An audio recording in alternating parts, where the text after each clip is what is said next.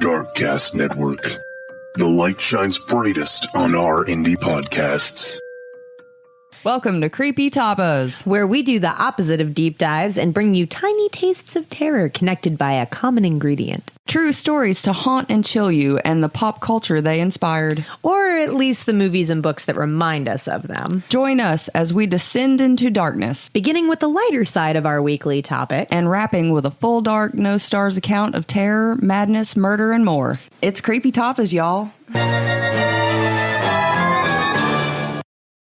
There is a great deal of evidence to suggest that people enjoy being scared when they know that they're in no real danger. For example, haunted houses. We're given the opportunity to experience a dangerous feeling and an emotional thrill, while knowing that it'll be over and we can return to the safety of our homes and lives. I don't like it. So what happens when you wholeheartedly believe the monster is real? That it really could hurt you? What if the monster you're trying to avoid is the devil himself? What real horrors lie beyond the imagination in the real world where the truth is often more haunting than fiction? Come along, ghoul fiends, as we journey into darkness on today's episode of Creepy Tapas.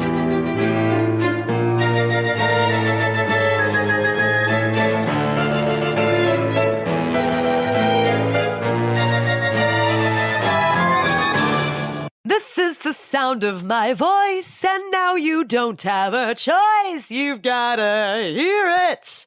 I'm on your radio, butt waves. I'm on your radio, butt. Hello, ghoul fiends, and welcome, welcome, welcome. It is I, your host, Ash. And Jordan. Wow, we killed that intro this week, pal. Doing it. Doing it well. So, it is spooky season. It is spooky season. Whee! And I'm really excited about that because Halloween is our most favorite holiday. Jordan's child was born Halloween adjacent. Adjacent. Yeah.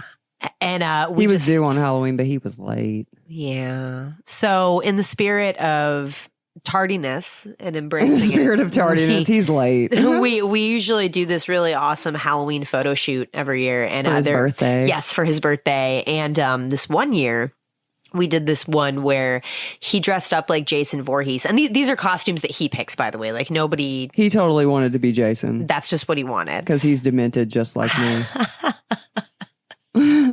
I mean, if Haunted Dolls told you anything, Jordan was watching Child's Play when she was like 2. So there's and that. Some of the ones we're going to talk about today. Absolutely. I wasn't 2. You're exaggerating. You were 2. I was like between 8 and 10. In Utero, her favorite movie was Eraserhead. As a fetus. No.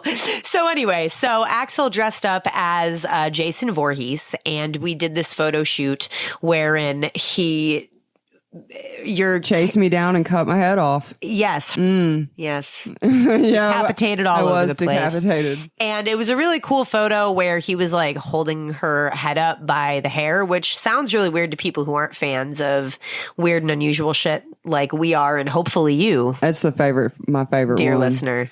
Yes. We've done so many photo shoots, but that one is still my favorite. It's amazing. It pissed off so many people. Oh, he was like 5 years old, wanted to be a serial killer for Halloween. So we totally did it. We're so mad. I don't care. They can be mad. It scared a lot of people too. That shit was hilarious. It did. Her mom was like, "Oh my God, Jordan, you got to warn me before you do things like this." She doesn't get a warning. She's used to that. She is. Yvonne, if you're listening, sorry. She's not listening to us. No, she's not here. She's Our not language present. would keep her away. Y'all are so dirty. Yes, we are very crass. Very. Okay, so today we are going to talk about exorcism. Ooh. A very, very, very, very, very creepy thing because so many people believe, not us, not the two people talking here. No. But many people believe that it is an actual possibility to be possessed by a demon. What do you think? Where are you on this? I definitely don't think that it's a thing. I think some people are fucking evil, but they're just scapegoating a damn demon. That I don't know about it. Yeah. I don't know about it. So you think people like, for example, Ted Bundy, Jeffrey Dahmer, like these people are just Evil. like straight the fuck up evil. Like you can't. Yeah. Yeah. I mean, they're just a bad seed. It is what it is. Yeah. Like from the start kind of From deal. the start. Yeah. I tend to disagree. As romantic as I think that notion is, I do believe that a lot of these people are a combination of born and made. I feel like there has to be something kind of wrong with you, but I think that your upbringing and any like subsequent trauma when you're a kid kind of acts as like a push. I wasn't excluding any of that. I just said it wasn't a demon. Oh, yeah, no. Environment totally plays. Oh, totally. Yeah. We got sidetracked on serial killer talk. That's another episode. Definitely not a demon. I can tell you that right fucking No, now. not demon. No one. That's what I'm worried No about. one's hearing from the devil to kill their family. Nobody. I mean, I don't think so, no. Yeah, no. And if you are. But again, I don't believe in any of that, so I can't believe in demons if I don't believe in the opposite. So you're not open to the possibility of maybe. I've said before, if I start believing in that shit, I got to believe in other things, and I'm just not ready to take that journey. Well, I wonder, part of the appeal, for me anyway, in a possession movie is the battle between good and evil, where whether you believe in demons or not, the demon can be representative of, a monkey on the protagonist's back, whether that's, spousal abuse or a drug issue or getting over the loss of a child. Like there's so many different themes that kind of go around it. Sometimes you just pick up a bad statue.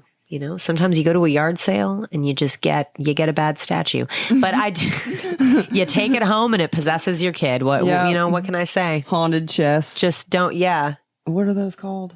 Dybbuk box. Ooh, yeah. I think. Oh my God! I swear to God, I'm saying that wrong. No, I think you're right. Am I right? Yeah, I think that's right. Yeah. Scary shit. Yeah, I mean, I don't believe in it. No. I don't think it's real. No. I mean, I'm not going to go get one. I could be wrong, though. I guess that's where Jordan and I differ. I believe that I could be wrong.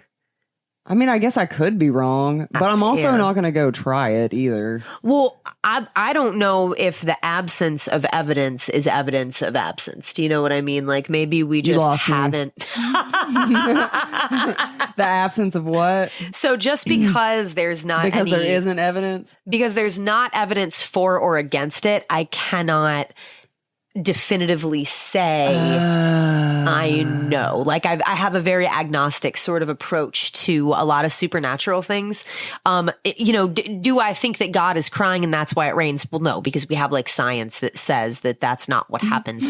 But do we know about what happens when we die, or if there's like this underworld or different sort of dimension of demons and evil things that come over and I don't know. I can't definitive. There is no science for. Well, I mean, or I don't against. guess I could really say that there isn't, because I don't know. I ain't never died. That's when it gets, but yeah, I ain't never died. I ain't never died neither. But also, unless, oh my God, we might be dead right now. I don't. Maybe. Holy shit. If we were in an M. Night Shyamalan Ding Dong movie, we would be dead right now. Oh, twist. Shit. I do not want. The hosts are really dead. I don't want jump scares or any twists in my life. Like, oh, no, I don't want them in life. I love them in a movie, though. The practice of using these religious rites to free a person from a supposed demonic possession stretches back thousands of years, and it spans many belief systems. I don't know about you, but when I hear the word exorcism, I think about the Roman Catholic ritual that was made popular by Linda Blair's "Fuck me, fuck me, fuck me." Yes, I do. Yeah, that shit was terrifying. It was the most horrifying. I'm sure everybody's on the same page as us that we are, of course, talking about the 1973 film, The Exorcist. Okay. So even though everybody knows what an exorcism is, and they're probably familiar with films, and, we're going to talk later about some actual true crime that involves exorcisms. It's quite recent, surprisingly. But for most of the 20th century, exorcisms were incredibly rare in Western nations and often regarded with embarrassment by the Catholic authorities. So they're really kind of not trying to have people talk about it. for a minute. Especially controversial were traditions dealing with what historians call the presence, or the belief that supernatural forces operate among us rather than in some transcendent realm. But many churches did believe that if they didn't modernize, they would lose the younger generation. As Catholic novelist Flannery O'Connor described... That's a fun name. That is... don't you... Flannery. Flannery O'Connor. I mean, I don't want to have it, but it's no, still but it's a fun to great say. name. Yeah. So he described the prevailing attitude in 1962 as being that, quote, the supernatural is an embarrassment. It is an embarrassment. But how can you be Catholic and say that? You're saying that a virgin got pregnant. Oh, yeah, true. Do you see what I'm saying? Like, I don't know. I feel like it all kind of contradicts Where is itself throughout the... I don't know. I don't know. I'm not. What am I? A fucking theologian? No, I'm not. Theologist? Jesus Christ, man. You know, obviously not. I just don't know. If it's an embarrassment, please. Okay, Catholics, make it make sense. creepytapas@gmail.com. Just RE, we don't understand Catholicism. I don't know that it could make sense for me. Probably not for me either, but we can try to have some grown-up discourse and a rousing discussion. Yeah. I mean, I ain't hating. Believe whatever you want. Yeah. Oh, no. Yeah. Don't get it twisted. We're not hating on anybody's no religion. hating whatsoever. Yeah. As long as you ain't hurting anybody. Yeah, feel free. Believe Do what you want. Do what you You want. can pray to unicorns. I don't give a shit. Ironically, as the church tried to modernize, the counterculture had a growing interest in the occult, popularizing books and films that paved the way for The Exorcist. Mwahaha, that's us. That is us. That fucking counterculture. We're a bunch of rebels. Bunch of motorcyclists and I don't ride motorcycles. Them things are scary. chap-wearing cigarette smokers. I don't wear chaps either. I smoke, but I don't wear chaps. You wear chaps all the time. No, the fuck You are wearing chaps right now as we speak. I am not wearing chaps. Okay, let the record show I got sweatpants on. that Jordan is wearing Don't give people my full name. assless. Oh, shit. You just cut that out. Don't be giving people my full name. That's my fucking government name. Well, she has assless leather Okay, no. chaps on. All of that's got to go. It's all going to be there. I got on sweatpants. You say potato. I dress like a frat boy. We do. Actually, we both kind of look like homeless frat boys. We do. I feel sorry for my husband sometimes. You're like the Beyonce of homeless frat boys, though. I mean, I think I'm cute. But Yeah, shit. you're the Beyonce of homeless frat boys. Yeah, it's just sweatpants though. Well, you're killing it. You're killing it, pal. Living life in You know? sweatpants. She's living her best life. I am in my sweatpants. The film became a social phenomenon, and suddenly priests were being inundated with people demanding exorcisms.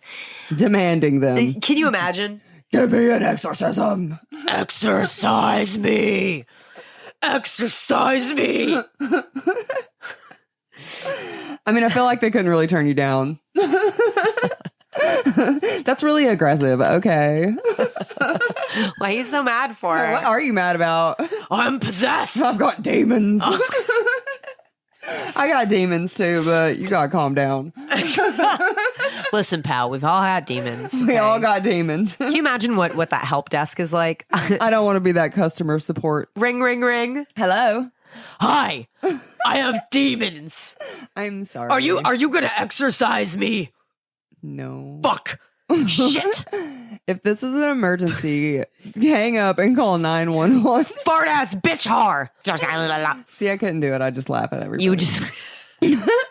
So the phone wouldn't stop ringing. Quote, they called looking for an instant fix, pleading with me to expel their own demons, their kids' demons. Demons. What? Hang on. Kids' I need demons. to start. And even their cats' demons.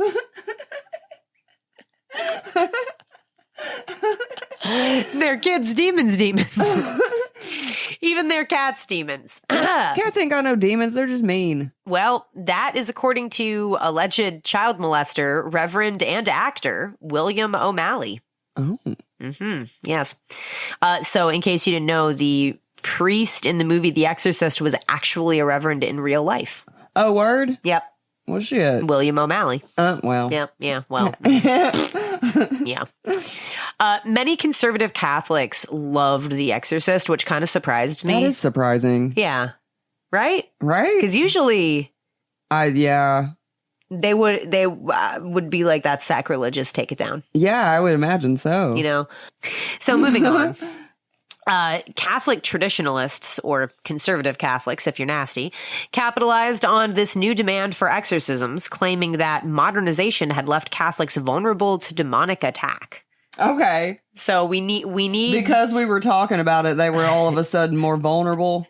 Oh no, everybody knows about it. Now they're going to get them. Well, they liked The Exorcist because they said that modern society had pissed God off and left us all vulnerable. So it was really cool that the Exorcist movie exists because it was bringing enlightening people to everybody. The church. Yeah, it was like scaring people to God, which, as we all know, which is exactly what it does. Yeah. Whenever I try to bond with a child, the first thing I do is I grab it by its shoulders as tightly as I can. And I get it right up eye level to me, and I say, "Listen to me, you motherfucker. If you don't love me, I swear to God." And then they pee their pants. I'll light you on fire. And I'm telling you what, pal, if you can make a kid piss themselves while you're staring into their soul, you got them forever. That's your buddy for life. Oh, really? I mean, just ask the Catholics. That's what they're. I feel like that's kind of what they do with religion. Fear, you know? They scare you into believing. Yep. Believe in this or burn in the basement. Yeah, burn in the basement. I'm going to set you on fire in the shack. Get poked with some demons. Gonna live in the fire shack because you were naughty. Some demons. Damn, I don't know how to use words today. Poke it, demon. Poking it.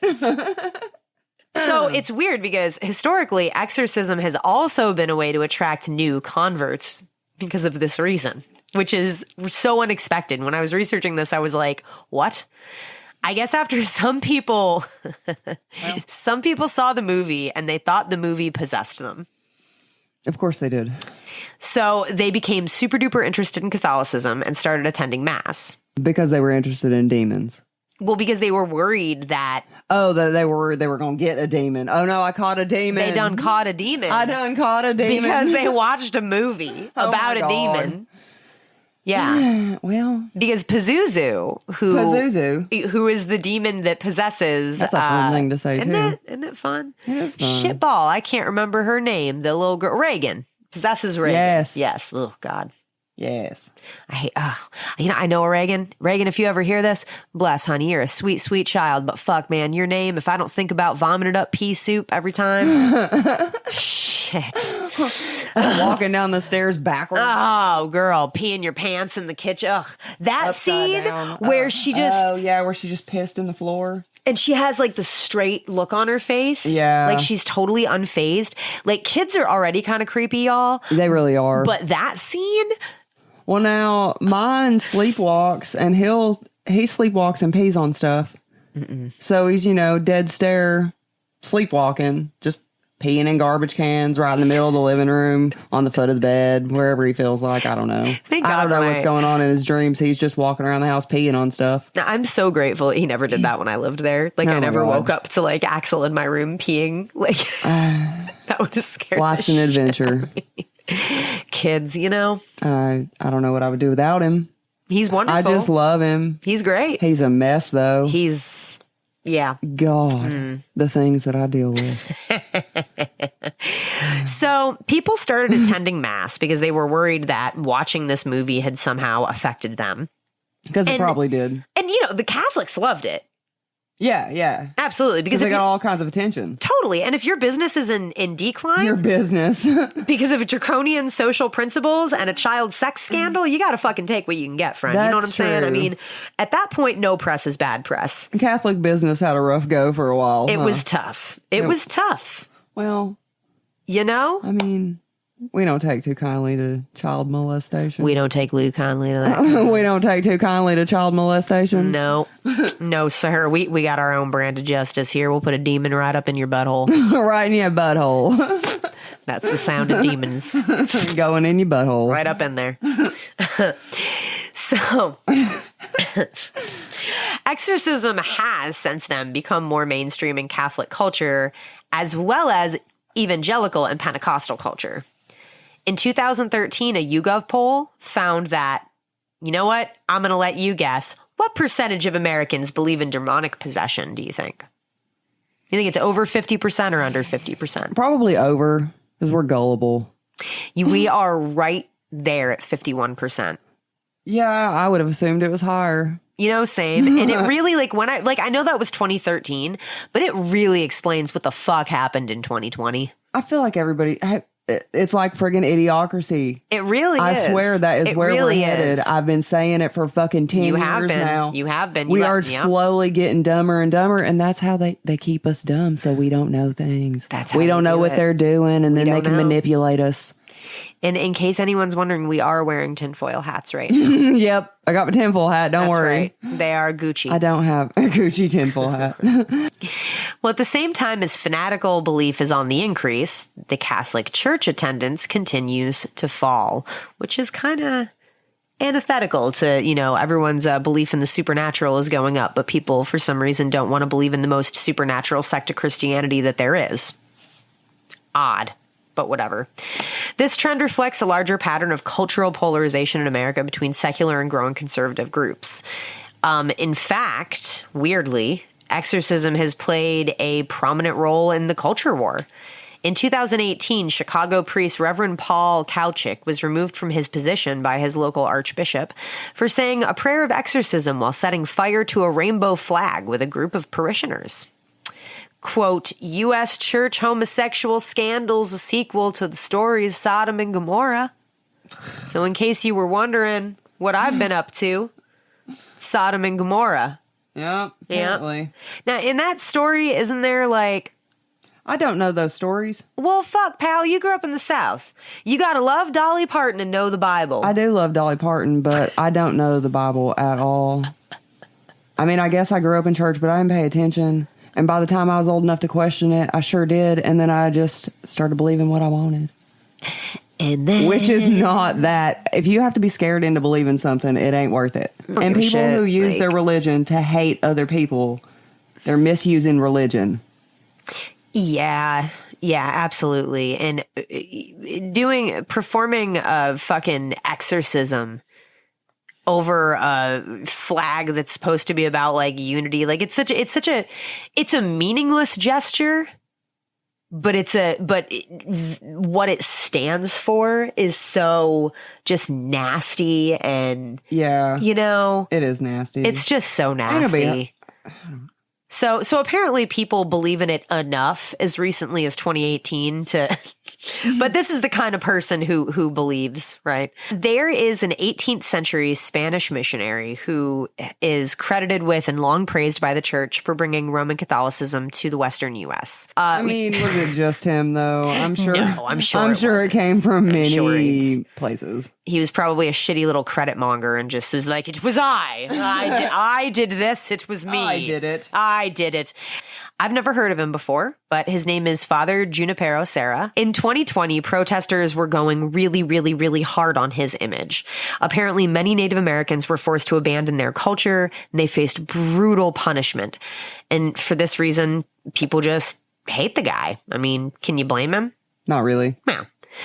So people toppled over a statue, and in defense of the 18th century Spanish missionary who likes to murder people who disagree with him, the archbishop, who's the guy in control of that specific region of Catholicism, performed an exorcism with 150 fucking supporters to get rid of the evil energy of the protesters, because he wanted to focus on raising up and respecting Father Serra and his memory. So an exorcism of the ground? Yeah, it was an exorcism of the grounds. Okay. So I guess... Can the ground be haunted or possessed or whatever you want to call it? Can the demons go in the ground? Somebody tell me, please. Do you... Now, Can they inhabit my garden? Are my flowers going to get... I just don't know what to do now. What if my bush gets a demon?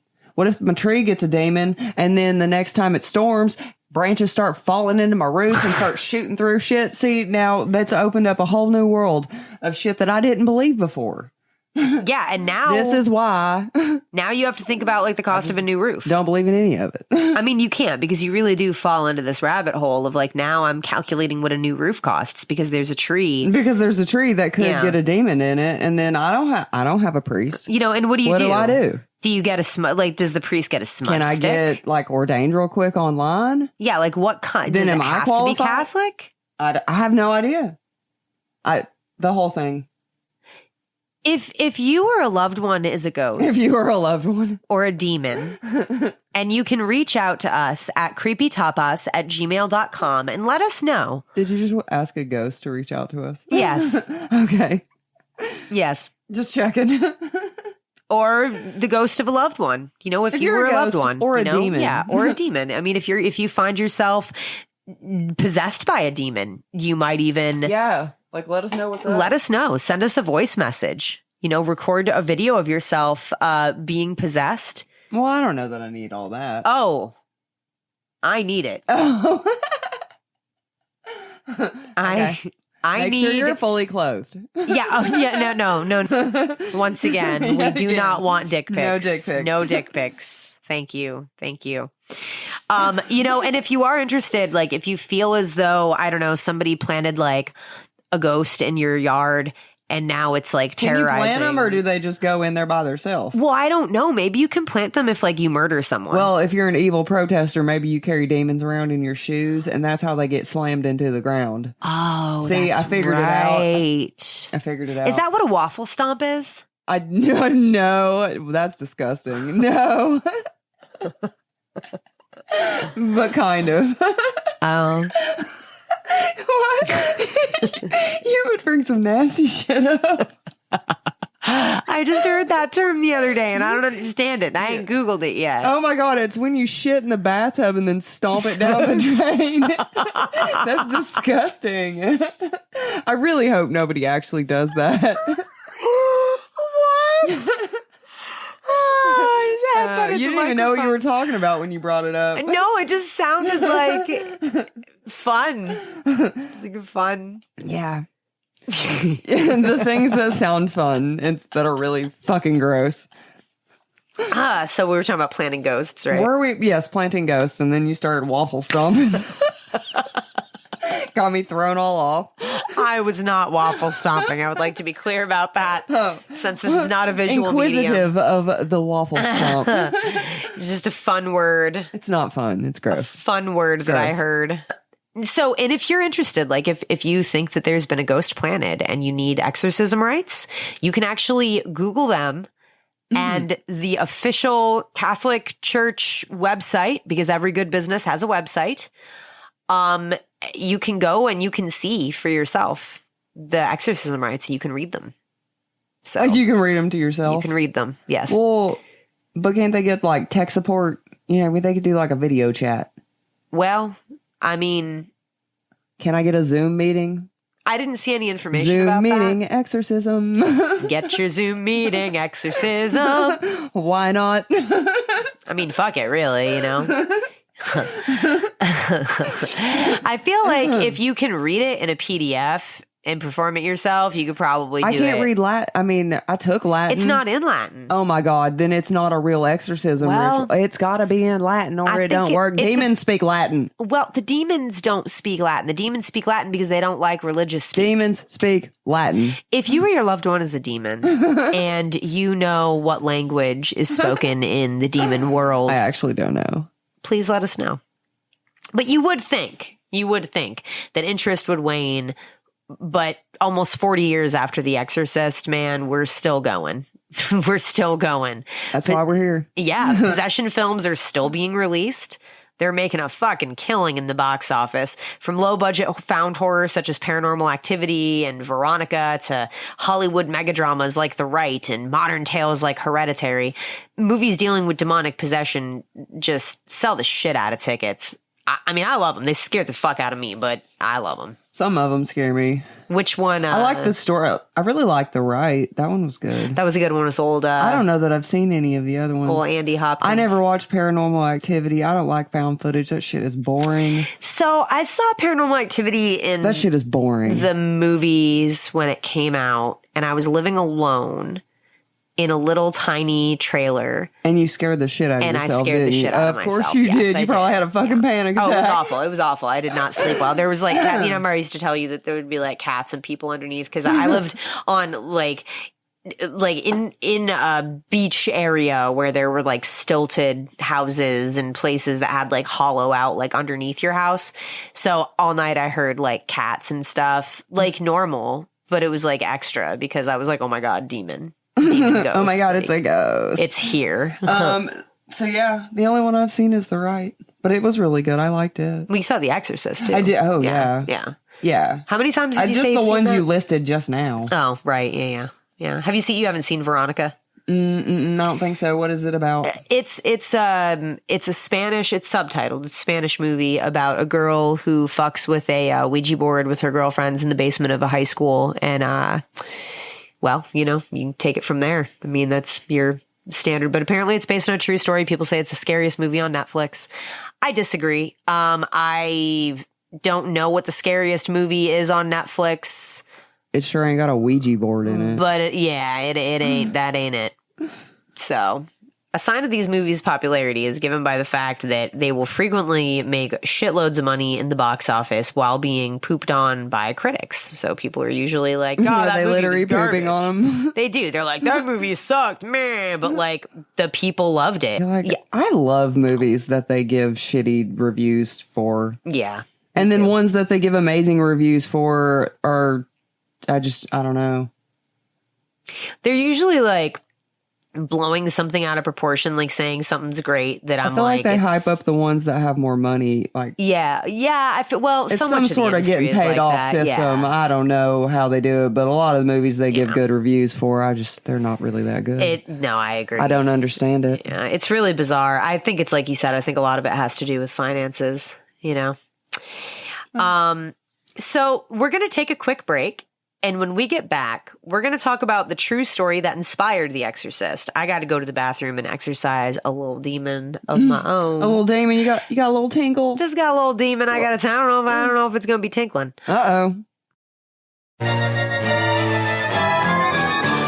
We were talking about the movie The Exorcist, yeah, and how one of the biggest claims is that it was actually based on a true story, which is terrifying because, like, fuck that movie all day. It's super duper scary. I can't imagine honestly believing in the devil and believing that like that could happen because it is really horrifying. Yeah, fuck, if I believed in the devil, that shit would have scared the hell out of me. Exactly. Other than that, it was a really good story. I liked the movie. I know a lady who's super duper Southern lady, and she told me that she had the book in her house and she threw it in the trash because she started reading it and she felt like it was like having the devil in her house. That sounds about right. Yep. Of course it did. Yeah. So the movie possessed people and the book made people feel like they had the devil in their house. Pretty funny. And we all know the story. There's a young girl, Linda Blair plays. Her name is Reagan. She's possessed by this mysterious entity called Pazuzu, who's this like... he's got like a little mohawk. He kind of looks like a cat, angel, demon. I mean, he just kind of looks like a rocker. He kind of looks like a punk rocker. Yeah. I mean, not scary. Yeah, no, he's not scary at all. And actually, like, he's not scary. He's a symbol of protection. Oh, really? Yes, in the ancient He wasn't Mesopotamian... protecting shit in that movie. In that movie, he would not protect in a motherfucking thing because he is a part of the ancient Mesopotamian religion, and he is a protection spirit for pregnant women and mothers. Okay. He was not looking out for Reagan's mom. No.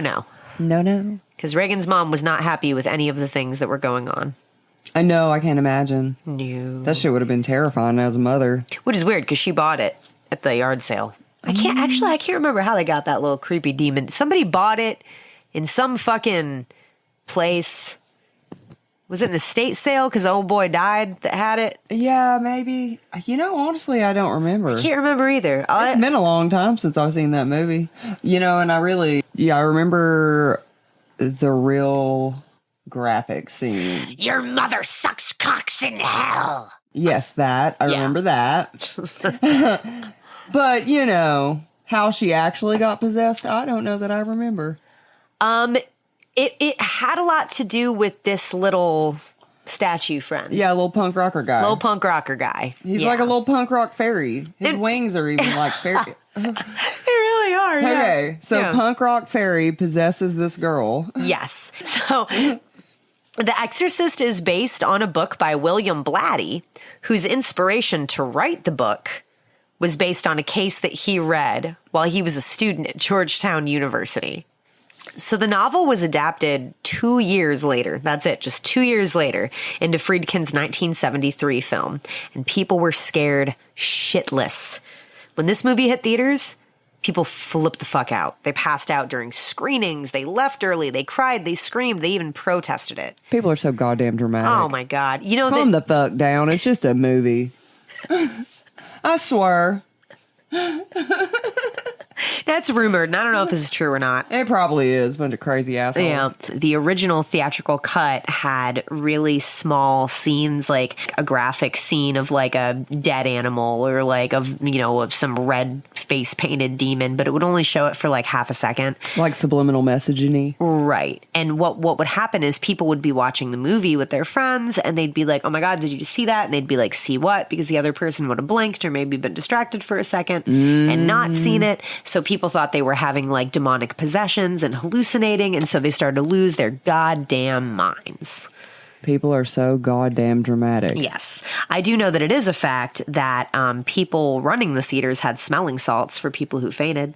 Well, that's nice of them. Imagine instead of there being the warning for epilepsy, it's like, in the event of passing out, smelling salts will be provided.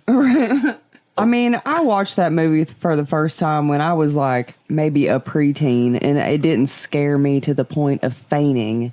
I probably would have And shit at that my point in pants. time, I still was kind of religious. And I didn't faint. Did you? I didn't think I was possessed by a demon. When you were a little religious, did you believe Just in the a devil? little bit. Just a little bit. Ooh, yeah. I mean, I guess. I don't remember. I was a kid, and you're just kind of made to do.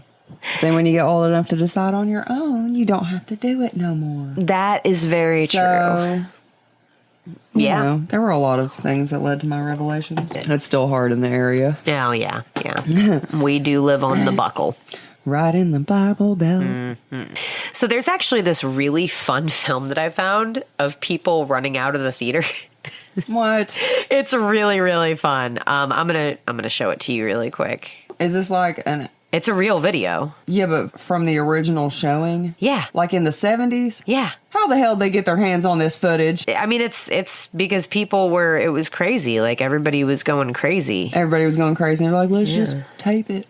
Somebody 50 years from now is going to want to watch this. So, yeah, we just watched it together, and Jordan has a bee in her bonnet. A bee in my bonnet. You got a bee in your bonnet. These people are just dramatic. Like I said, bitch was crying. Why? Why? Come here, I'll give you something to fucking cry about. It was scary. Yeah, I get being scared, but holy shit. And that one girl, I just wanted to see if it'd make me throw up. Yeah, I liked her. I like that was funny. Okay. Like, all right, man. I don't go to the movies to try to throw up. It's like people who get drunk to throw up. Like, I'm gonna throw up tonight and be sick as fuck. Like, who wants to do that? Yeah, I'm gonna put my tongue down a girl's throat after I heave like a crazy. Ew, gross. It's gonna be like Problem Child on the Tilt-A-Whirl up in here. Way farther than me. Like, people do that. I'm gonna get sick tonight. They do. Okay. And that's their goal. Crazy. Why you want to throw up? It's awful. So, all of that seems really melodramatic, right? Like, we see that and we're like, Jesus Christ, there's a girl in there. Like, I had a friend in there. And I just don't want to get leave her out. by herself. Yeah, I don't want to leave her alone. Oh my God, she's fine. But, as much as I would like to say, like, oh, that was a marketing ploy, no, all of that was real. People who were alive, like, I know people who were alive at the time who were like, no, people were freaking out. Like, it was scary as fuck. Yeah, I mean, it's scary, but like... Sharon, go ask your grandparents about when The Exorcist came out. Go on. We'll be here. Your Sharon, grandparents. Go, Sharon, ask them how it went. Go ask them how it went. It was like traumatic. People said that it fucked him up for a long time. No one had ever seen anything like it. I'm sure they never had seen anything like it. Like I said, I've seen it once. I have no intention. They're rebooting it. Well, the crucifix scene really sticks with you. It does. I could see that really fucking with people in the 70s when shit was a lot less, Absolutely. Or I guess things were a lot more censored. Well, things were a lot more censored, and the movie originally was given an X rating. It was actually banned in several countries, for several reasons. They use the C word frequently, Don't nobody like the C word. Don't nobody like that. And yes, the way that the crucifix was used is pretty rough. I mean, that shit was gross. Yeah. But Linda Blair, they did a lot of practical effects, and Linda Blair acted the fucking shit out of that role. Yeah, she did. She just killed it. And many people know, so I'm not going to get into it here. There's plenty of Exorcist deep dive podcasts. And Linda Blair, if you ever meet her, she does not like talking about it. Bring up any other project she did. You can look up her IMDb. There are others. If you ever have the opportunity to meet her at a horror convention, get her autograph, get your picture, be cool, maybe tap dance around this role, because she didn't enjoy it. She had permanent injuries to her spine from the bed flipping scenes. It was actually really traumatic to film. Yeah, I bet it was. Yeah. It's kind of like bleh to her. I never really thought about it like that. She was 14. So she shot it. She shot it when she was probably like 13 to 14. Took a little bit of time. But yeah, that's a lot. That's a lot. That's a whole lot. That was actually... I don't know that I would have been cool with my 13-year-old daughter playing a role like that. Yeah. Like, well, I think we're going to pass on this one. I think there's definitely, like I said, there are other podcasts that do deep dives, but there's definitely a lot to unpack. And that's why we've been here talking about it for so long. Usually on this podcast, we just give you little tiny bites and, we keep mentioning The Exorcist, but even though it's only like really this one film, like, yeah, there are sequels, but fucking... Well, and there's a ton of Exorcist films. Yeah. Exorcist of Emily Rose. That one was pretty good. Yep. Mm-hmm. And it was based on a true story, too. It was. Annalise Michel, who we're going to talk about in a little while, Oh, look at me bringing shit up early. Look at that. Wow. Look at that. So all of that hype, right, for this movie, this one little movie, this one piece of art, surely the origin story is some mind-melting nightmare shit, right? Nah. No? Nah. Or maybe it's just a case of a dramatic youth throwing dramatics to manipulate some overindulgent parents, perhaps. Maybe. I don't know. I don't know either. Maybe Either he's way. a little psychopath. Maybe. In the late 1940s, priests performed a series of exorcisms on this boy who we are going to call Roland Doe, which, by the way, he's been identified since his death in 2020, but I don't care. Even though he's dead, like they've said his real name. Why? Like, he kept himself anonymous his entire life. I feel like in death we need to still respect that. So we're just going to carry on calling him Roland Doe. So anyway, after being given a Ouija board by his Aunt Harriet as a birthday present. Happy birthday. Yeah. Well, kind of weird stuff started happening around the house. Have you ever played with a Ouija board? Yes. Yes. Did anything happen? No. You moved the planchette, didn't you? I didn't move shit. It didn't do nothing. I wanted it to work. I wanted it to work real bad, but it didn't do nothing. Nothing? No, nothing. I mean, we set ourselves up for failure one time and did it outside in the dark and, in the middle of the night and all that, tried to make it real creepy, had little candles and shit and the wind was blowing and, the trees start snapping and you freak yourself out because you're 12 outside in the dark. But no, nothing ever happened. Mm. I never played with one because my mom was always like, absolutely not. You gonna get a demon. Yeah, no, for real. She was like, you are absolutely 110% not allowed to have that in the house. I just don't think that any mass-produced game board has. You mean to tell me you don't think fucking Parker Brothers afterlife? Yeah, I know.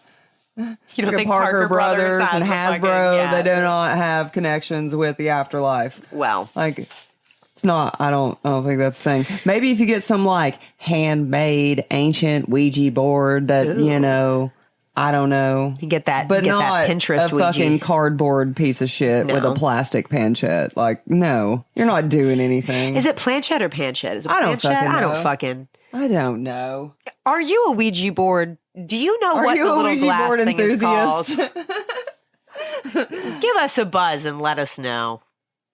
I don't know what it is. So Auntie Harriet, beloved Auntie Harriet, the one who bequeathed this gift of demonic torment to her lovely nephew Roland. Well, she passed away. I bet she didn't like him very much. She might not have. Oh, that's why she gave him that fucking possessed game board. You know? I don't know. Apparently Ouija they boards. were friends. They were friendly, and it was a good gift.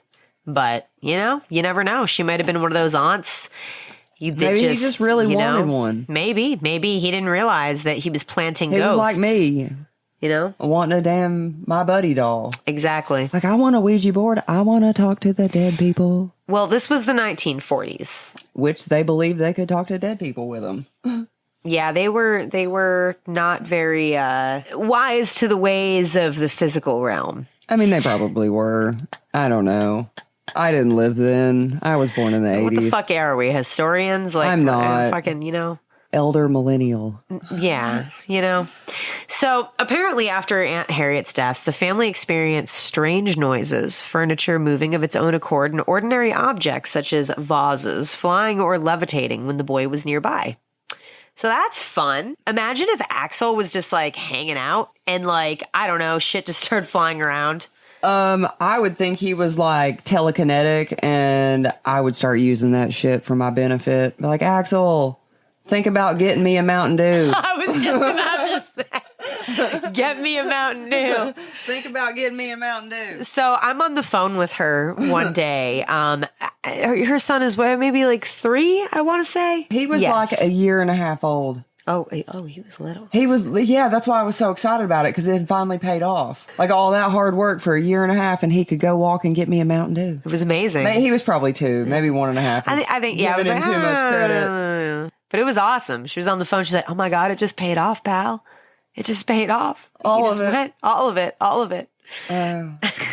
So it would be pretty fucking scary is the summary if your child was just like hanging out in the living room and fucking like the Roku remote flew past your head. I would think he was a superhero. I'd be like, holy shit, call the Super Friends. Right. Oh, no, I wouldn't want to tell anybody, because I'd be afraid that the government would want to take him and do experiments. Oh, yeah. Might be like my little Firestada. superhero staying home with me. That's right. Give me That's a Mountain right. Dew. Think about getting me a Mountain Dew. Now you sit here and think about getting me a Mountain Dew so that mama doesn't have to move. Right. So the family turned to their pastor, Luther Miles Schultz, for help. Long interested in parapsychology, Schultz arranged for the boy to spend a night in his home in order to observe him, which sounds sketch as fuck, by the way. Listen, I'm not accusing this man of anything.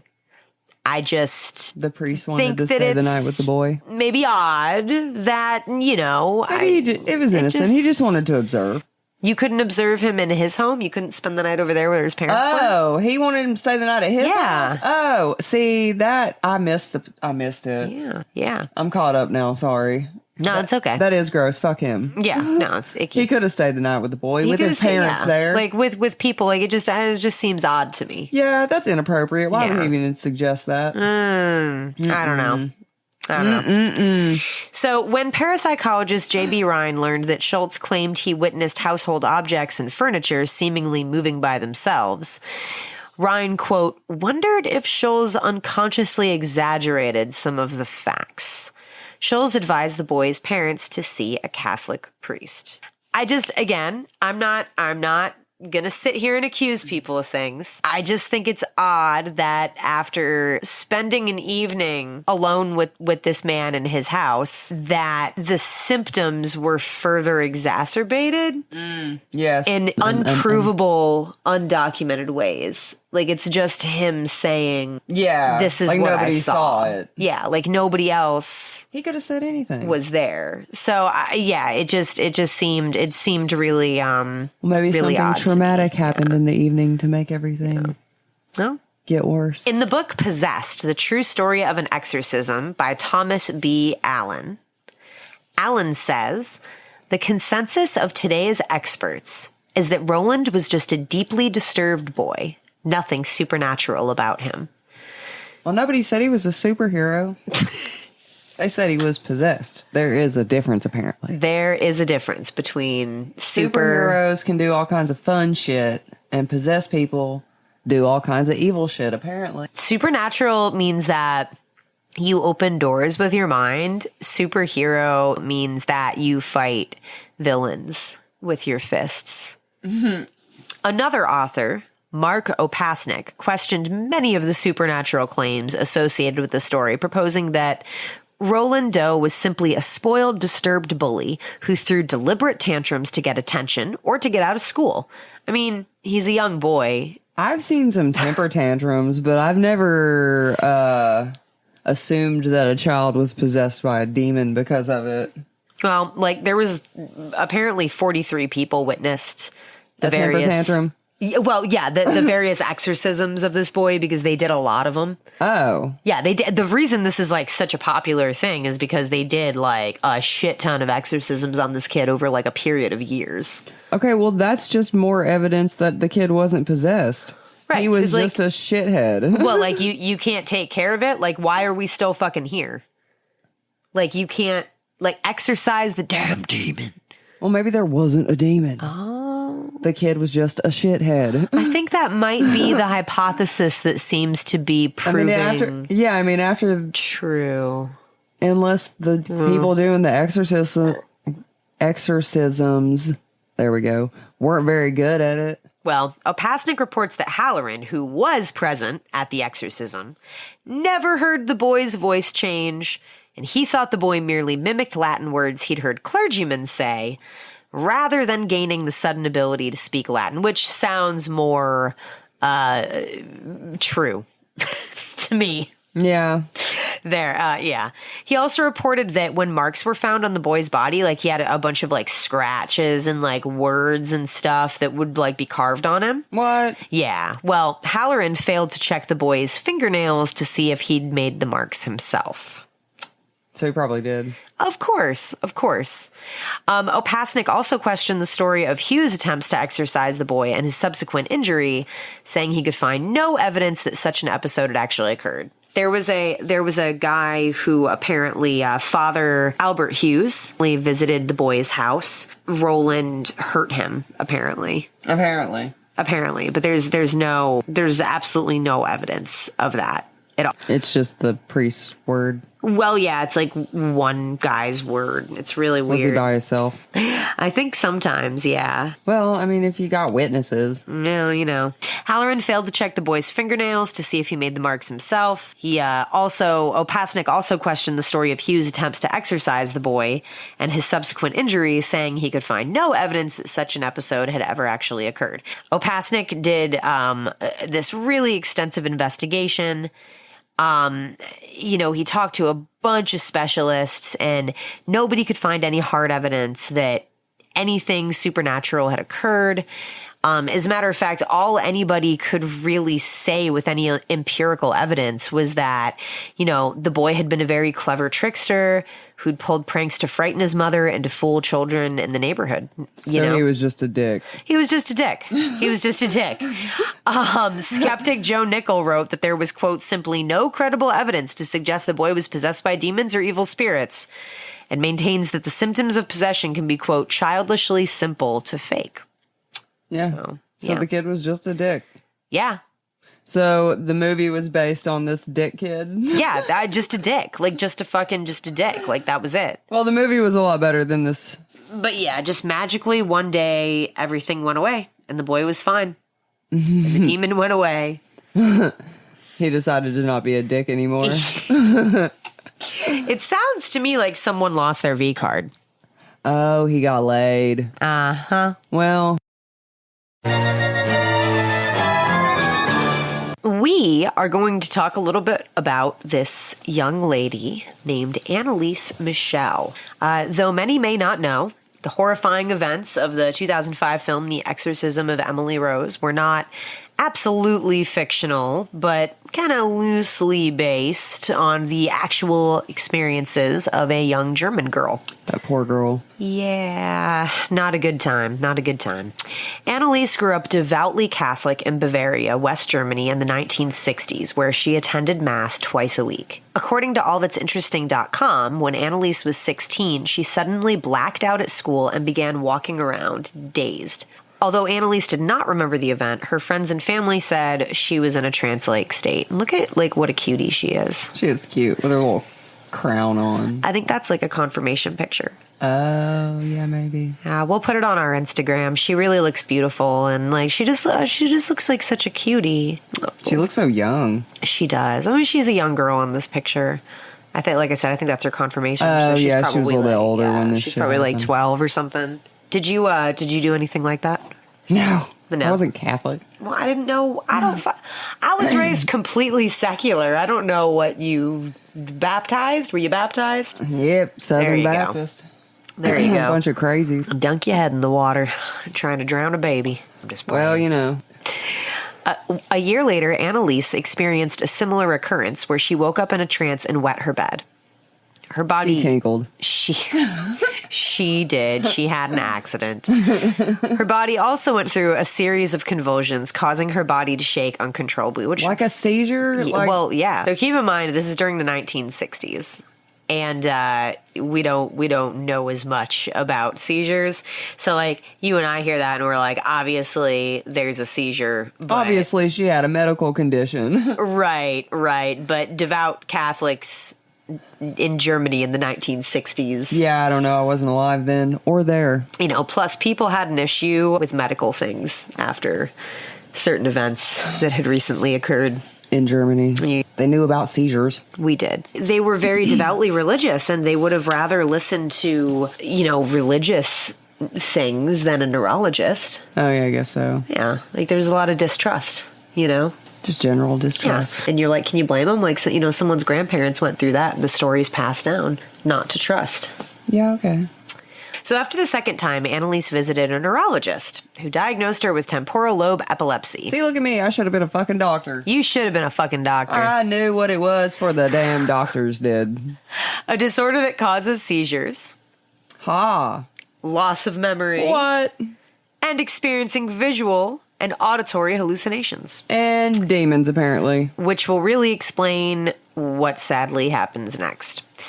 Temporal lobe epilepsy can also cause Gershwin syndrome, a disorder marked by hyperreligiosity, which, that was them What is that? all day. Hyperreligiosity? I mean, just being super religious. It's super There is duper a califragic syndrome? hyperreligious. There's a medical condition that makes you super religious.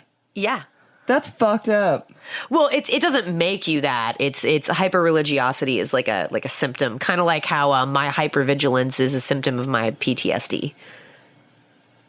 Okay. So I have PTSD, therefore I'm hypervigilant. Right. Okay, she got Gershwin syndrome, therefore she is super religious. Well, yeah, and I don't think she was actually formally diagnosed with Gershwin syndrome, but temporal lobe epilepsy can also cause it. So it's one of those things where all of these things are sort of like... Get in that cult mind. It's like a perfect storm. Like her brain is kind of like this fucking cauldron right now, where all of these things are just like...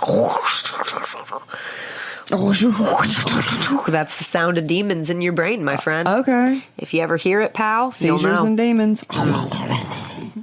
So this photo right here, again, she's beautiful. We'll post it to our really pretty.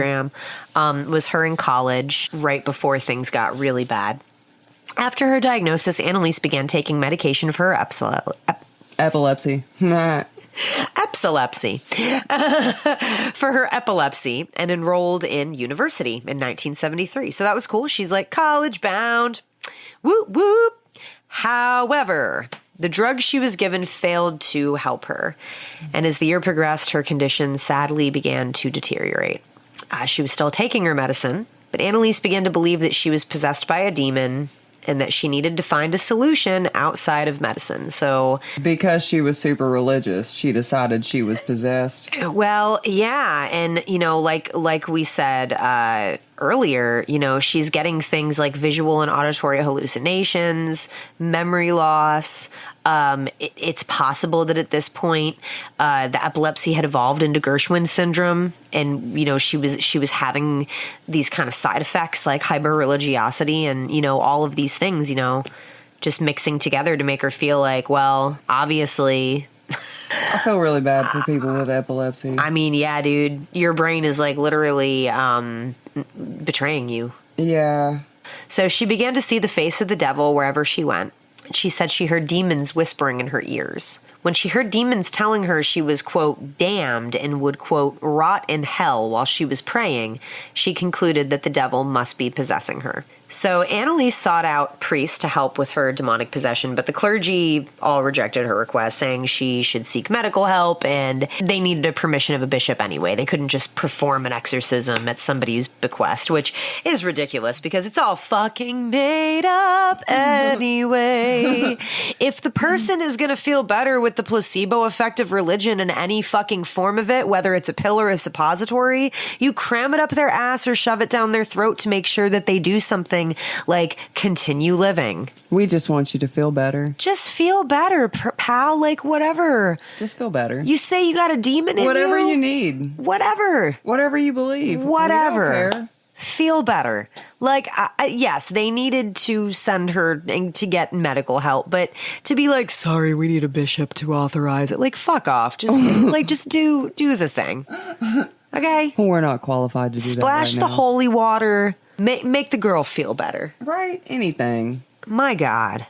So at this point, of course, her delusions had evolved to an extreme point, and she believed she was possessed. So she started doing really uncharacteristic, crazy shit. She ripped the clothes off her body. She compulsively performed up to 400 squats a day, which makes my quads hurt just thinking about. Yep. Ow. Yeah, like, golly, like her legs. I bet her muscles were gigantic. Fuck. Apparently she crawled under a table and she would bark like a dog for 2 days. She also, she ate spiders. Ew. She bit the head off a dead bird. Oh. She ate coal. She licked her own urine from the floor. Oh, gross. Well, when she and her mother finally found a priest, Ernst Alt, who believed in her possession, he stated that, quote, she didn't look like an epileptic. What do epileptic people look like? Holy crap. Which, okay. All right. Are you a priest? Or a doctor. Thank you. Because I think that we might be getting a little confused. Yeah, just a little overstepping there. Right. Like, you can't see somebody has epilepsy. It's in their brain. Give her the exorcism because, like I said, it's make-believe. It ain't gonna hurt her. It does hurt people, though, man. People die during exorcisms. Well. They are traumatic. I don't even know. Well, but also take her to the hospital. But definitely don't tell her. Maybe start there. Yeah. Yeah, actually, start there and then give her the exorcism at the hospital. Just be like, splash some water on her. Yeah. Whatever makes her happy. What are you going to do? Do it at the hospital. Do it at the hospital, though, right? So these pictures are really disturbing because when you look at them in contrast to... She looks sick in that one. She does. She just looks like she's suffering. It's awful. It's awful. A prisoner in her own mind. Yep. Annalise wrote to Alt, quote, I am nothing. Everything about me is vanity. What should I do? I have to improve. You pray for me. And also once told him, I want to suffer for other people, but this is so cruel. Now, I heard, and I don't know, I haven't found anything about it, but it's rumored that one of the reasons that she was cool with being possessed and that she would talk a lot about suffering for other people is because she genuinely believed that she was a martyr. And she thought that she'd been approached by the devil, but also been approached by a saint who said that you're going to be the martyr who is going to die for the sins of Hitler's youth. So you'll die for the sins of Germany's children. Okay. and she believed that she was going to die a religious martyr. So she was like totally like cool with, I mean, at this point she was so far gone. She was in too deep. Yeah, just way too deep, way too deep. Deep within the rabbit hole. Yeah, well, she desperately needed medical care. Yes. So eventually the request to perform an exorcism was approved, but it was ordered that it be carried out in total secret, which I fucking red flag. Right. Of course it needs to be in the privacy of a dark room. So over the next 10 months following the bishop's approval of this exorcism, Alts and Renz conducted 67 exorcisms, lasting up to 4 hours each on the young woman. Through these sessions, Annalise revealed that she believed she was possessed by 6 demons: Lucifer, Cain, Judas Iscariot, Iscariot? I don't fucking know. I don't know. Adolf, dumbass, fuckboy Hitler, Nero, and Fleischmann, a disgraced priest. I mean, all of those people were terrible. Yeah, there's And a photo. You only pointed out Hitler. All them people were terrible. Well, they were. I just, yeah, I guess. Well, Lucifer. I mean, what did Lucifer's Lucifer do? Made up.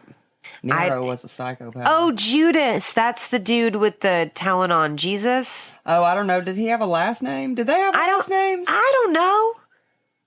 I was raised to not. We didn't do all see, that. And the thing I don't about know. it is, I don't like, know. Adolf Hitler wasn't a demon. Like, she was possessed by 6 demons, and Adolf and Nero, they weren't demons.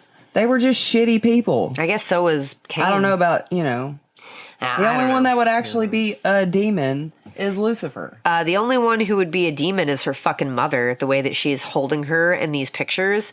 Like, look at the cold expression Cold on this stare, woman's face. Like, I think it's crazy. Everybody always, like, crops that out in photos to focus on how, like, sick and tortured Annalise looks. But when you see the face of her mother, like, that is not the expression of somebody who... She doesn't look concerned. No. She looks like she's burdened by it all. Wow. Well, Annalise claimed that all the spirits were jostling for power, and they would communicate from her mouth with this, like, really low growl. And there's audio...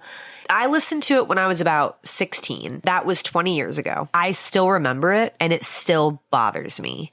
And now that I know, like, what it is, it makes me a little sick. So if you really want to hear it, you can find it on YouTube. But I'm not going to play a clip of it, and I don't recommend you listen to it because it's not really a demon talking. It's a poor young girl suffering. It's audio of a girl who's being, like, horrifically mistreated, and she's completely lost her mind because of a lack of care for her medical conditions, and it's just sad. It is sad. So the demons would argue with each other, with Hitler saying things like, people are stupid as pigs. They think it's all over after death. It goes on. And Judas saying Hitler was nothing but a big mouth who had no real say in hell. Like, what fucking, like... Again, just terrible people, not demons.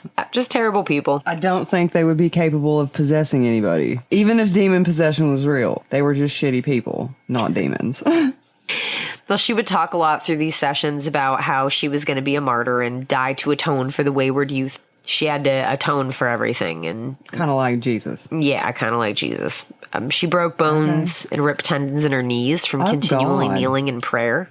Yeah. Over That's these intense. I mean, yeah, completely like crazy. Again, where was the hospital care for these broken bones and ripped tendons? I don't know. She probably got gangrene. You know? A bunch of infections, staph infection. And that's affecting her mind too. Oh, yeah. I mean, it's just like people are like, what killed her? I'm like, I don't know, fucking 30 things. Mental illness and infection. So many things. Her own fucking mother, as it turns out. Jesus. Over these 10 months, Annalise was frequently restrained so the priests could conduct exorcism rites, which is traumatic. She slowly stopped eating, and she eventually died of malnutrition and dehydration on July 1st, 1976. She was just 23 years old. Damn. After her death, Annalise's story became a national sensation in Germany after her parents and the 2 priests who conducted the exorcism were charged with negligent homicide. As they should have been. Hell yeah. They came before the court and even used a recording of the exorcism to try to justify their actions, which again... If you listen to it and you know the story of what it is so evidently a girl who's suffering from mental illness. And like brain injury and all kind of shit. Just all kind of shit. So the two priests were found guilty of manslaughter resulting from negligence, and they were sentenced to 6 months in jail. 6 months. Yeah, so 6 months in jail and 3 years of probation. The parents were exempt from any punishment as they had, quote, suffered enough, a criteria for sentencing in German law. So they got the easy sentence there. I mean, they still lost their kid. I mean, yeah. I know she seemed cold in the picture, but she probably had a softer side. She probably cared. They were just all crazy religious. Yeah, she thought she was right. doing the right thing. And maybe I don't know. You're I don't know what this. I try to justify all kinds of shit because I find it really hard to believe that a parent could fucking hurt their child. Like I just cannot wrap my mind around it. But unfortunately, it happened. It does. It happens all the time. And here I am trying to justify it. Like surely they meant something else. They was an accident. Surely she meant They didn't well. mean to do that. Surely she meant well. Right. So yeah, that's Annalise. I guess in both of those cases you could argue the validity of either claim. I know people who think that Roland Doe was for real, and he was just a dick. That's my opinion here. I'm here to tell you, Kid was just a dick. He was a dick, and he was manipulating everybody. Yeah. And then that poor girl had horrible mental problems that were just not being addressed. Absolutely. And then injuries that probably weren't being addressed either. Oh, yeah, totally. Yeah. It really beggars belief, like, what people will justify. Like, people will justify hurting each other, like, physically causing pain and trauma to somebody else because, like, they believe that they're helping them. Like, I'm doing the best thing for you. And it's like, how?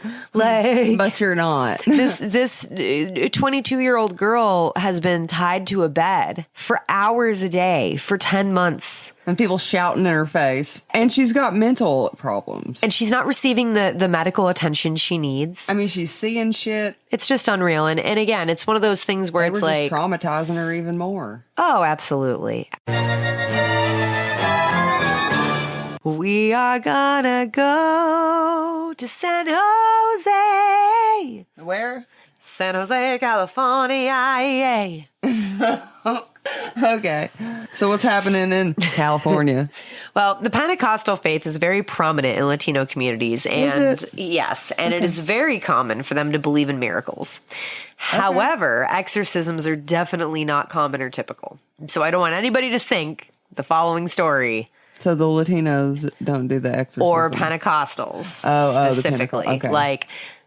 Gotcha. I always think it's crazy what people will do in the name of religion, but this specific incident is particularly shocking and tragic.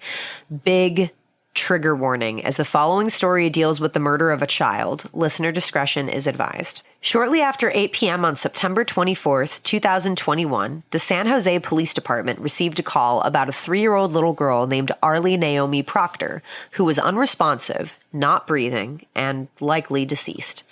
The call was made by her mother, Claudia Hernandez Santos. Emergency medical workers arrived and took Arlie to a hospital where she was pronounced dead in less than an hour after the call. When paramedics arrived on the scene, they found the location of the call came from a home that also had a church operating out of its back room. The small Pentecostal church, Iglesia Evangelica, was ran by the family who made the call. It was here they found Arlie's tiny body laying on the church floor. She was transported to the Valley Medical Center, where she was pronounced dead on arrival. Her mother, Claudia, her uncle, Rene Hernandez Jr., and her grandfather and preacher, Rene Hernandez Sr., were all present in the church when Arlie died. According to statements given to police on the scene, all 3 grown fucking adults believed that Arlie was possessed by a demon. A 3-year-old? A 3-year-old. Probably throwing a temper tantrum. They brought her to the church to pray over her, attempting to get the demon out. Of course. The toddler. The toddler, yes. Now, I have personally witnessed this phenomena. Your son has had demons inside of him multiple times. Has he? And I have prayed to God that the demon will leave my friend alone. Just leave her alone. My God, when he was 4, it was like you had a fucking torture specialist living with you. Like, he would throw things in your eye. He would, like, kick your shins. Yes. No. So violent. No. So violent. I mean, a lot of it was an accident. I mean, he's just spazzy and flingy and accidents happen. And so very, very violent. I'd be like, she's not going to survive. He does like to try to tackle people. He hasn't done that in a while. But when he was about waist high, he would like run into you and try to tackle you. He would. I'd go to give him a hug and I'd be like bracing myself, like trying to like hang on to furniture, like. But he doesn't. He's not violent. He's sweet. No. He's a sweet. He's a sweetie. He's just excited and aggressive and ADHD. Poor little thing. He's just all over the place. He can't control himself. But kids, my point is... It ain't demons, though. It ain't demons. They wild the fuck out, but it ain't demons. Yeah, he's just wild. Jesus, people. You gotta rein that shit in every now and then. Yeah, you gotta remind him, like, you're not a wild thing. You live in... Right? Calm the fuck down. You need to chill out and live under my roof as a human. Yes. Act like the people do. Yeah. So these grown adults decided that they had to get the demon out of her. Yes, naturally. Yes, because Arlie's mother, Claudia, said that the night before, you're going to love this, her daughter woke up in the middle of the night screaming and crying, and she couldn't figure out what was wrong with her. She's fucking 3. Like, kids wake up in the... I swear, my kid wakes up in the middle of the night literally all the time. I don't think I've slept through the night his entire... Well, I guess more recently because he's almost 8, but... It's taken that long. I mean... He would go to sleep. I would put him in his bed. He gets up 2 o'clock in the morning and comes and finds me every single night, his entire damn life. Like, of course, some nights he screams and cries. Some nights he just comes and gets me and lays down, you know. That's normal. That's what they do. That's normal. God, when I was a kid, I would lay in my bed and holler, "Mom!" I sometimes thought that something was wrong with my brothers because one day Brandon, when he was like 6, he said, when I grow up, I want to see what people look like on the inside. What? And she was like, you mean like in surgery, like where mommy works? And he was like, no. And then he just looked out the window and dropped it. He just dropped it. Yeah, he just let it hang. No, just the inside. No, I was like, holy shit. What? What does that even mean? You're raising Jeffrey Dahmer. Oh my God. But how is this happening? No, he's wonderful. See what I mean? It can be misconstrued. See what I mean? Yeah. And I would wake up sometimes when I was watching Tyler. Kids are crazy. He would be hovering over me, staring at me while I slept. I mean, I get the same thing all the time. When you have a kid, shit happens. Is this a demon? No, it's not a demon. That's just how kids are. They're fucking psychos. It's a child. They're like tiny little narcissists. I mean, they grow out of it, most of them, I guess. But they are. Like, they're very self-centered. It's all, like, everything's about them. If they scream, they cry, they throw fits. Well, they have tantrums. It's not a demon. Imagine calling your brother every time Axel was screaming and crying and you couldn't figure out what was wrong in the middle of the night. How many times you would have had to bother him with your shit. He would have turned his phone off. Leave me alone. You ain't figured out how to be a parent yet? Go away. I got my own problems. I got my own children. So she called her brother Renee Jr. to come over because she genuinely believed her little girl was possessed, and she thought they needed to pray over her. So, thoughts and prayers, once again, showing their effectiveness. For whatever reason, the prayer didn't seem to calm Arlie down. I can't believe that a prayer didn't calm down a 3-year-old. You would think. I mean, the power of God, right? Just makes her feel happy. Nobody understood it, but she just kept crying all night long. I mean, my God. So around 6 a.m., they got in the car and drove over to the church to try to perform an exorcism. Naturally. Now, here's where it gets full dark, no stars. When they got there, they laid her on the altar, and Claudia, Arlie's fucking mother, had attempted to stick her fingers down her daughter's throat while squeezing her neck to try to get her to throw up because she believed that she could eventually dispel the demon by vomiting. Okay. Claudia described how Arlie would, quote, fall asleep several times throughout. Because she was choking the shit out of her. Like, what the fuck? I mean, if you're going to gag somebody, you just stick your fingers down their throat. You don't squeeze their neck, too. I mean, squeezing your neck's just going to... That chokes people. She wasn't qualified to do well, this. I don't believe the story, but I'll tell you my theory. I'm getting all worked up. Yeah, no, absolutely, I did too.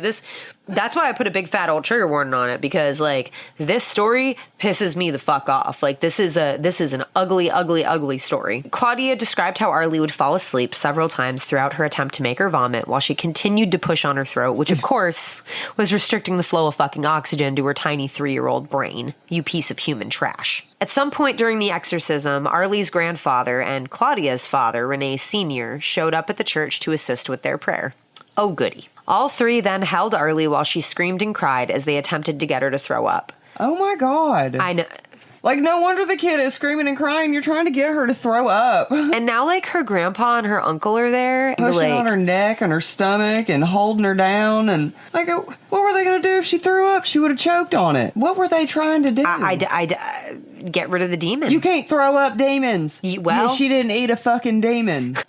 So apparently one would hold her by the neck, another would hold her around the abdomen, and another person would hold on to her legs. So she couldn't really, like, get around. Yeah, because she's a 3-year-old. Yeah. Like, I don't even know why it took 3 people. You're a fucking toddler with 3 grown people holding her down.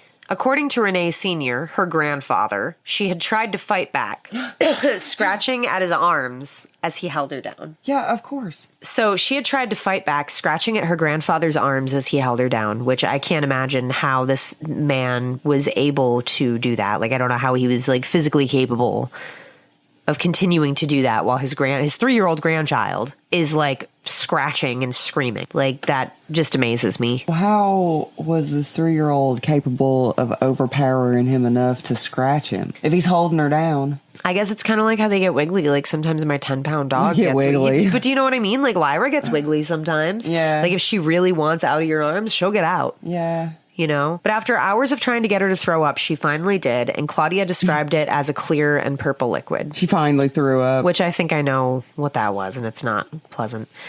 Still, they continued. At around 7 p.m., Arlie's uncle, Rene Hernandez Jr., knelt beside the toddler, lying on the church floor, and placed one hand on the victim's chest and one hand on her back. He then applied pressure for around 10 minutes while he closed his eyes and prayed. So her uncle has one hand on top of his 3-year-old niece's chest and one underneath her, and he's squeezing her 32-pound body for a full 10 minutes, according to his own words. Oh my God, she couldn't breathe. When he finally got bored of all that fantastic, helpful praying that he was doing, he opened his eyes, shocked to find that Arlie was completely limp and no longer breathing.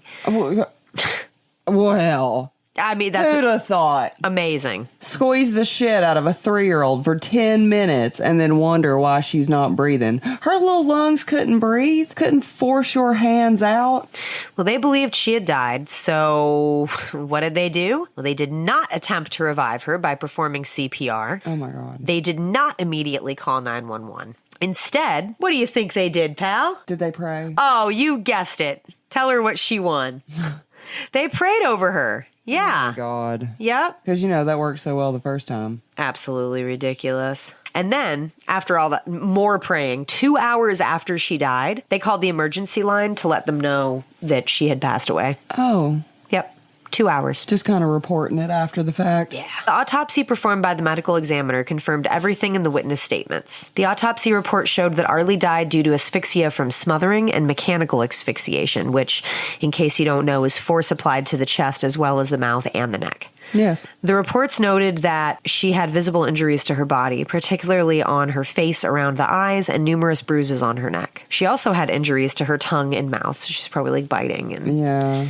The most pronounced of all of her injuries were to her neck and chest, as well as internal bleeding in the heart, bowel, and pancreas. Oh my God, caused by the chest pressure. Her. They did, yeah. And I believe in it. It's not backed up by anything. So maybe if somebody out there is like a medical person, you can offer some info up. I think that clear purple liquid that her shitbag of a mother claimed came out of her was actually blood and fluid from like the internal injuries. And oh yeah, because they were literally like crushing her. Poor thing. Her stomach contents were basically empty. She hadn't eaten since the day before she died and had only been given around 6 ounces of water within the last 24 hours. The manner of death was absolutely ruled as homicide. Little Arlie had suffered greatly the last terrifying moments of her brief life at the hands of her mother, her uncle, and her grandfather. God, that's fucked up. And there is this absolutely heartless and just idiotic video of this bitch, Claudia Hernandez, on YouTube. She posted this like 20 days after she killed her toddler. And she's all like, haha, like, comment, and subscribe. What? Oh, yeah. Real quick. You know, even though there is a lot of positive things, and I could say like, oh, I'm not going to see her grow up, this and that. But like I told you, like, there's no point of me doing that, you know, because it is what it is. It is what it is, you know? So, yeah, like, of course, when I think about her, you know, I get sad, and I cry, and I miss her. Of course, I miss her every day, every second of the day, you know? Yeah, you sound like it. And you know what? I'm gonna tell you guys a little bit. Like, I remember after she passed away, it's crazy, you know, because when she passed away, she was with me. You know, of course, I'm her mom. Why would she not be with me? You know, but it's crazy how it's just a lot. You know, it's a lot, but. Yeah, that's it. Because I can't stand to hear more of this bitch's voice. Didn't care at all. That this goes on for 40 minutes. That's a 40-minute long video of her just talking. Yes, she chews gum. She laughs. She talks about her 3-year-old saying shit like it is what it is. And this quote. It is what it is. Oh, yeah, it is what it is. I just murdered my child, but it is what it is. You know, it just is what it is. She was possessed, so. You know. She said, quote, you know, like, I cannot change the past. I've got to be positive about the situation. Like, at least she's not suffering. Like, in this world, we suffer so much. And especially nowadays, like, everything is so bad. Like, everything's just going downhill. And that's what I'm thankful for, you know, that she's not going to grow up in that world. Oh, my God. She's not going to grow up in that world because you fucking took her out of the world. Oh, my God. Well, she's looking at 25 to life. So, I hope you know. she gets it. That's fucked up. As for Super Preacher Granddaddy, what did he have to say for himself? Well, if you read the Bible, you'll see that Jesus casts away demons and made sick people healthy again. It's not when... Yeah, well, yeah. Again, with the sacrilegious, like, well, when did you get to decide that you had the power of healing? Right. When did you become Jesus? That's crazy, right? I guess they had a really, really positive... no, you're good. You're good. Maybe they had a really good tent revival. Maybe. He got superpowers. So he said, if you read the Bible, you'll see that Jesus casts away demons and made sick people healthy again. It's not when I want to do it. It's when God in his will wants to heal the person. The preacher is like an instrument of God. What we do is what God says. Okay. All 3 are currently incarcerated and awaiting trial. Hopefully they will get the fucking book thrown. So that has been another awesome, fantastic episode of Creepy Tapas. Bagging on up like a U-Haul truck. Yep. Yep. Yeah.